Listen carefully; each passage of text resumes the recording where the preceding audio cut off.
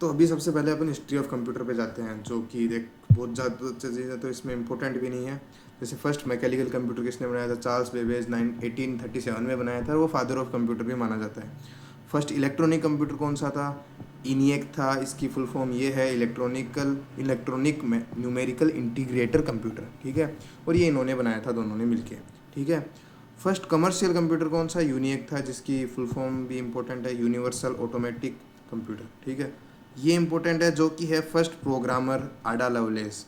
ये एक लड़की है जो फर्स्ट प्रोग्रामर थी, दुनिया की जो सबसे फर्स्ट प्रोग्रामर थी वो ये लड़की है, जिसका नाम है आडा लवलेस, ठीक है। और फर्स्ट प्रोग्रामर्स लैंग्वेज कौन सी थी? वो थी machine language used for first computer, ठीक है। ये मशीन लैंग्वेज है, वो फर्स्ट कंप्यूटर के लिए यूज़ की गई थी, ठीक है। ये जो इम्पोर्टेंट है क्योंकि ये इंडिया का है, कि भाई इंडिया में फर्स्ट सुपर कंप्यूटर कौन सा था? परम 8000। जो परम 8000 है वो इंडिया का फर्स्ट सुपर कंप्यूटर था, परम 8000, ठीक है। एंड इम्पोर्टेंट टर्म्स जो कि एबेकस है, ये किस लिए माना जाता है? ये क्या काम आता है, ठीक है। फर्स्ट कैलकुलेटिंग डिवाइस जो ये था, ये फर्स्ट कैलकुलेटिंग डिवाइस था एबेकस, ठीक है, जो कि ज़रूरी है याद करना। पंच कार्ड, ये क्या है? Used in early computers for input and output.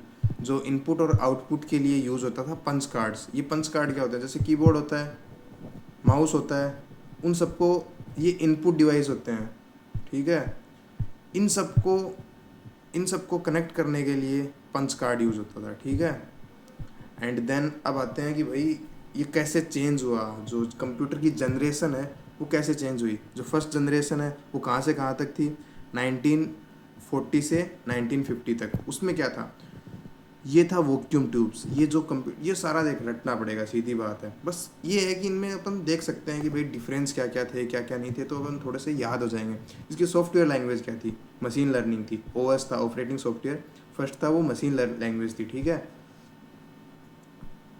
And जो इसमें चीज़ें क्या थी, अभी सेकंड जनरेशन आया, फिर वो 1950 से लेके 60 तक था। इसमें जो टेक्नोलॉजी थी वो ट्रांजिस्टर की टेक्नोलॉजी और असेंबली लैंग्वेज इसमें यूज़ हुई थी, जो कि सॉफ्टवेयर लैंग्वेज थी। सॉफ्टवेयर था, वो लैंग्वेज हुई थी, वो असेंबली लैंग्वेज हुई थी। थर्ड जनरेशन है वो 1960 से 70 तक चली थी।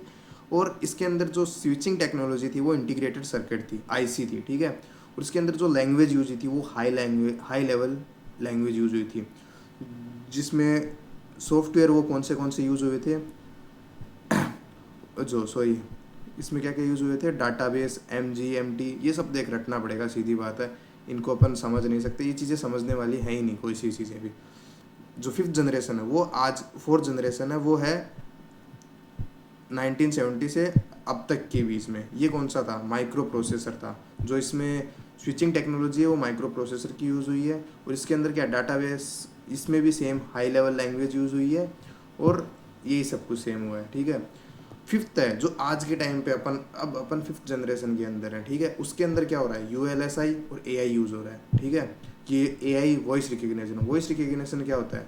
जो अपन YT के ऊपर, यूट्यूब के ऊपर, गूगल के ऊपर जो अपन देखते हैं ना, अपन गाना गा के सुनाते हैं और फिर वो गाना निकाल के देता है, ठीक है। जैसे अपने को तारक मेहता निकालना है तो अपन यूट्यूब के ऊपर जाके तारक मेहता निकालते हैं, वैसे तारक मेहता निकालते हैं। वैसे ये वॉइस रिकग्निशन है, वो अपनी वॉइस को रिकग्नाइज करता है कि बोलना क्या चाहता है अगला, उस हिसाब से अपने को आंसर देता है। AI क्या चीज़ है? AI एकदम नॉर्मल अपन यूज़ करते हैं, चैट GPT। जो चैट GPT है वो AI है। परप्लेक्सिटी है वो AI है। गूगल है वो AI है। गूगल नहीं है भाई, सॉरी, जेमिनाई AI है। गूगल का जो AI सॉफ्टवेयर है वो है जेमिनाई, ठीक है। जेमिनाई जेमिनाई जो अभी कुछ दिन पहले न्यूज़ आई थी कि जेमिनाई का 1 साल का 12 महीने का मतलब सब्सक्रिप्शन फ्री दे रहा है जो जियो यूज़र्स हैं उनको, ठीक है। उससे याद रहेगा जेमिनाई, ठीक है। जो फर्स्ट जनरेशन है उसमें क्या था? जो कंप्यूटर की जो साइज़ थी ना फर्स्ट जनरेशन कंप्यूटर की, वो बहुत बड़ी थी, बहुत बड़ी थी। उसकी जो साइज़ थी वो कमरों जितनी बड़ी थी। जो फर्स्ट जनरेशन था उसकी साइज़ कमरों जितनी बड़ी थी। बड़े बड़े अपने हॉल होते हैं उतना बड़ा सिर्फ एक कंप्यूटर होता था, सिंगल एक कंप्यूटर। भयंकर गर्म करता था, भयंकर। उसको चलाने के लिए कुछ देर चलाने में भी वो भयंकर गर्म होता था। उसमें कोई भी ऑपरेटिंग सिस्टम नहीं था, कोई भी ऑपरेटिंग सिस्टम नहीं था। और इसके एग्जांपल्स क्या क्या हैं? इनियक है, यूनिवर्क है, ठीक है। जो सेकंड जनरेशन था वो उससे छोटा था, उससे ज़्यादा तेज़ था, और फर्स्ट जनरेशन से ज़्यादा काम भी कर सकता था, रिलायबल था। वो इतनी गलतियाँ नहीं करता था जितना फर्स्ट जनरेशन वाला करता था। एंड फिर आया थर्ड जनरेशन वाला, वो फास्ट भी था, स्मॉल भी था, बट उसके साथ साथ उसके अंदर अपन इनपुट दे सकते थे। कैसे दे सकते थे? कीबोर्ड और मॉनिटर के साथ में। उसके अंदर अपन कीबोर्ड और मॉनिटर के साथ में इनपुट दे सकते थे, उससे अपन टास्क करवा सकते थे। एंड फिर आया अपना फोर्थ जनरेशन वाला, वो क्या था? उसके अंदर अपन पीसी जो कंप्यूटर है, अपन जो पर्सनल कंप्यूटर है ना, जैसे लोग खरीद के यूज़ करते हैं नॉर्मल कंप्यूटर, वो फोर्थ जनरेशन के अंदर आया था। जो फ़ोन बनने लगे थे उस वक्त आया था फोर्थ जनरेशन वाला कंप्यूटर, ठीक है। उसके बाद में फ़ोन बनने लगे थे वो, ये सब पीसी है ना। पीसी का मतलब पर्सनल कंप्यूटर, जो खुद का कंप्यूटर अपन लेने लगे थे ना, वो 1970s के बाद में ही लेने लगे। उससे पहले तो मोस्टली बहुत ही जो यूनिवर्सिटीज़ होती थी, जो बड़ी बड़ी जो कंप्यूटर बनाती थी, उनके पास में ही होता था। ये तो अब आए हैं GUI पर्सनल कंप्यूटर, ये सब तो बाद में। एंड अब क्या होने लगा? आर्टिफिशियल इंटेलिजेंस, जो कि है चैट जीपीटी, ठीक है। रोबोटिक्स, अभी तो यार GI उसमें GA के अंदर आता ही रहता है यार, कि रोबोटिक्स क्या क्या है, रोबोट्स बन रहे हैं, IoT है, ये सब अब तो आने लगा। और ये थोड़ी सी फुल फॉर्म है जो तेरे को याद करनी पड़ेंगी। VLSI की क्या फुल फॉर्म है, ULSI की क्या फुल फॉर्म है, जो कि यहाँ पे अपन की आई थी, देख। ये तो आया था VLSI और ये आया था ULSI, जो ये याद करनी पड़ेगी, रटनी पड़ेंगी। वेरी लार्ज स्केल इंटीग्रेशन, ठीक है। और ये क्या है? अल्ट्रा लार्ज स्केल इंटीग्रेशन, ठीक है। ये याद करना पड़ेगा। अब बात करते हैं अपन CPU की, जो कि CPU सबसे इंपॉर्टेंट चीज़ होता है कंप्यूटर के अंदर। CPU क्या चीज़ होता है? सिंपल डब्बा सा पड़ा रहता है जो कंप्यूटर के नीचे, वही CPU होता है। लेकिन इसको अपन बोलते हैं क्या है? ब्रेन ऑफ कंप्यूटर, ठीक है। ये बच्चों जैसी बातें हैं, ये अपन अभी नहीं पढ़ेंगे, ठीक है। लेकिन कुछ चीज़ें अपन को ये रटनी पड़ेंगी, जैसे कि ALU, इसकी फुल फॉर्म क्या होती है? ये करता क्या है काम? सिंपल मैथमेटिक्स करता है।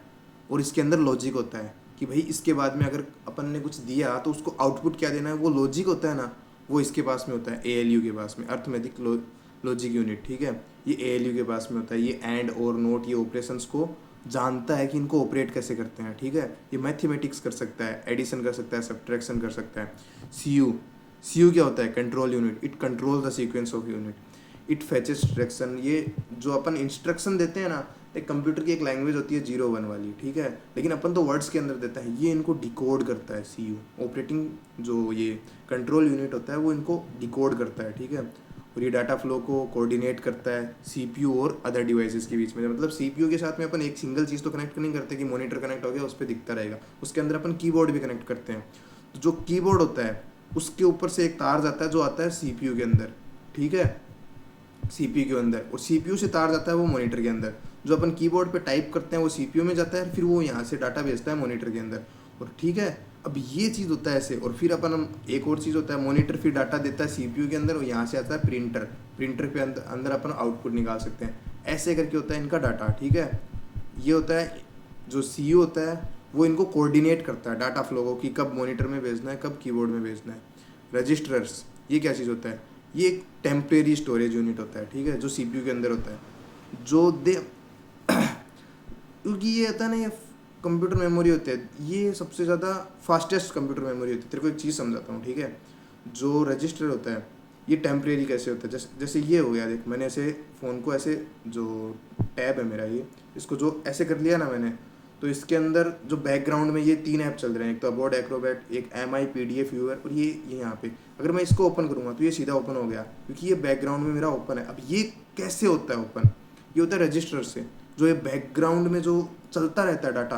यहाँ पे अगर मेरे बहुत सारे ऐप होते हैं, यहाँ पे 50-60 ऐप होते हैं, ये सबका डाटा नहीं सेव करता, ये डिलीट करता रहता है बीच बीच का। जैसे अगर मैंने 3-4 ऐप चालू कर लिए, उसके बाद में गैलरी चालू करता, देन वो पहला ऐप होता है, उसका डाटा सारा गायब होता है, वो शुरू से शुरू होता। अभी देखिए सीधा शुरू हो रहा है, ये MI व्यूअर ये सीधा शुरू हो रहा है। क्यों शुरू हो रहा है? क्योंकि मैंने इसको सेव कर रखा है पहले, ये बैकग्राउंड में सेव है, ये टेम्परेरी स्टोरेज है अपने, ठीक है। इसी को बोलते हैं रैम, ठीक है। ये रैम आगे आएगा, अभी तो है ही नहीं यहाँ। और ये क्या करता है? द बूटिंग प्रोसेस, ये क्या चीज़ है, ठीक है। ये होता है कि कंप्यूटर है वो प्रॉपरली टर्न ऑन है, ठीक है। ये सिर्फ यही काम करता है। बूटिंग प्रोसेस क्या होता है? देख, जब अपन अपने फ़ोन को बहुत ज़्यादा पावर बटन को अगर क्लिक करके रखते हैं, देन एक आता है रीबूट नाम, ठीक है। जो ये रीबूट है ना, इसका मतलब यही है कि शुरू करना, ठीक है। बूटिंग प्रोसेस वही चीज़ होता है, ठीक है। एक फ़ोन को अगर तुम पावर बटन दबा के रखेगी ना तुम, या पावर बटन दबा के, देन ये आएगा रीबूट नाम, ठीक है, रीबूट नाम। उसी का वही चीज़ है जो बूटिंग प्रोसेस है, ठीक है। और रिक्वायरमेंट क्या है इस चीज़ की, ये ज़रूरी है क्योंकि भाई इसके बिना तो अपन क्या करेंगे। ये है भाई रिक्वायरमेंट क्या है, अगर ऑपरेटिंग सिस्टम नहीं होगा ना तो ये बूटिंग सिस्टम काम ही नहीं करेगा। ऑपरेटिंग सिस्टम चाहिए, ओएस चाहिए ही चाहिए, ऑपरेटिंग सिस्टम चाहिए ही चाहिए। और ओएस एक होता है जो एमआई का फ़ोन होता है, एमआई का फ़ोन है मोस्टली के पास, सबके पास ही होता है। एमआई का फ़ोन है, जो मेरा टैब है वो एमआई का है, ठीक है। उसके अंदर जो ऑपरेटिंग सॉफ्टवेयर है वो होते हैं, वो है शायद रियलमी का है, ओरिजिनल ओएस है शायद, ओरिजिनल ओएस करके ऑपरेटिंग सॉफ्टवेयर है। जो एप्पल के अंदर होता है वो होता है आईओएस का, ठीक है, आईओएस होता है वो एप्पल के अंदर, ठीक है। एमआई के अंदर ओएस होता है, ओप्पो के अंदर ओएस होता है, वैसे होता है ऑपरेटिंग सिस्टम। वो सिर्फ दिखने में होता है, जैसे मैंने ऐसा कर लिया, जैसे ये है, ये जो दिखता है ना मेरा, वही ऑपरेटिंग सिस्टम का ही काम होता है, ठीक है। बेसिक इनपुट आउटपुट सिस्टम होता है, फ्रेमवर्क क्या होता है, ये सब रटने की चीज़ें हैं, ठीक है। मेमोरी हायरार्की, ठीक है, रजिस्टर इनसाइडर सीपीयू होता है, ठीक है। कैच मेमोरी ये होता है, कैच मेमोरी होता है ना, ये यही होता है। जैसे अगर मैं यहाँ पे इस पर क्लियर ऑल पे क्लिक कर दूंगा ना, देन ये कैच में ये सारा क्लियर हो जाएगा, वो मेरा जितना भी डाटा पहले का सेव है वो क्लियर हो जाएगा। जैसे मैं दिखाता हूँ, ये देख, ये क्लियर हो गया। एंड यहाँ पे ये नाम आ रहा है 115 MB क्लियरिटी, ये कौन सा है, ये कैच मेमोरी है, ये कैच मेमोरी है, ठीक है, ठीक है। रैम क्या होता है, वो रैम यही होता है, रैंडम एक्सेस मेमोरी। और ये यही काम करता है, जो मैंने कैच क्लियर करी है वो रैम होता है। वो ये जो मैं काम कर रहा हूँ अभी, ये जो अबोर्ड एक्रोबैट में मैंने चला रखा है, ये वही काम करता है। रैम उनको पढ़ता है, उनको समझता है। सेकेंडरी स्टोरेज ये होता है हार्ड डिस्क SSD, जो मेमोरी कार्ड आता था ना पहले, इतना बड़ा सा, छोटा सा, एकदम छोटा सा, वो होता है hard disk, SSD sorry. Hard disk आता है जो कंप्यूटर के अंदर डलते हैं। पेन ड्राइव तो देखा ही होगा, पेन ड्राइव एक इतना बड़ा सा, PPT के लिए, उसके लिए यूज़ करते हैं अपन, वो सेकेंडरी स्टोरेज होता है। वो सब सेकेंडरी स्टोरेज होते हैं। Non volatile, volatile memory, data is lost when power is turned of, ये सब होता है। ये कैच मेमोरी, कैच मेमोरी होता है, यही होता है जो डाटा, अगर अपन फ़ोन को बंद कर देंगे देन वो डाटा चला जाएगा। और ये काम किसका होता है, रैम होता है, रैम का ही काम होता है, देन रैम होता है वो।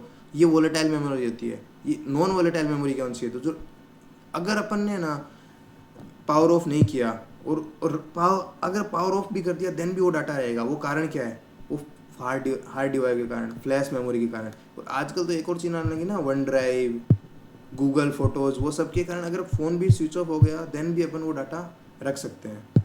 एंड मेजरमेंट यूनिट, ठीक है। सबसे पहला आता है सबसे छोटा बिट, जो 0 से 1 होता है। उसके बाद में आता है बाइट, जो 8 बाइट होता है ना, उसको मिला के बनता है 1 बिट, ठीक है। निब्बल 4 बिट्स को मिला के 1 निब्बल बनता है। ऑर्डर क्या होता है, सबसे छोटा होता है KB, उससे बड़ा MB, फिर GB, फिर TB और फिर PB। और कन्वर्जन ऑफ 1 GB टू ये होता है 124 सॉरी, ठीक है। एंड ये हो गया, वो थोड़ी बचा है, सो गया।